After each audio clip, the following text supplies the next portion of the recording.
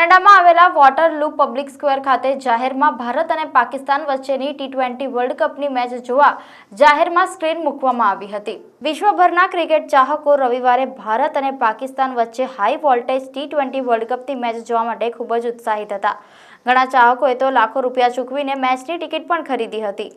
ભારત પાકિસ્તાન મેચની ટિકિટોની માંગ સૌથી વધુ હોય છે તેવામાં કેનેડામાં આવેલા વોટરલૂ શહેર ખાતે ભારત અને પાકિસ્તાનની મેચને લઈને આકર્ષણ જોવા મળ્યું હતું, જ્યાં વોટરલૂ પબ્લિક સ્ક્વેર ખાતે જાહેરમાં મોટો સ્ક્રીન મૂકવામાં આવ્યો હતો, જેનો આનંદ પબ્લિકે લીધો હતો, જેમાં મોટાભાગે ગુજરાતી સ્ટુડન્ટનો દેશભક્તિનો માહોલ જોવા મળ્યો હતો।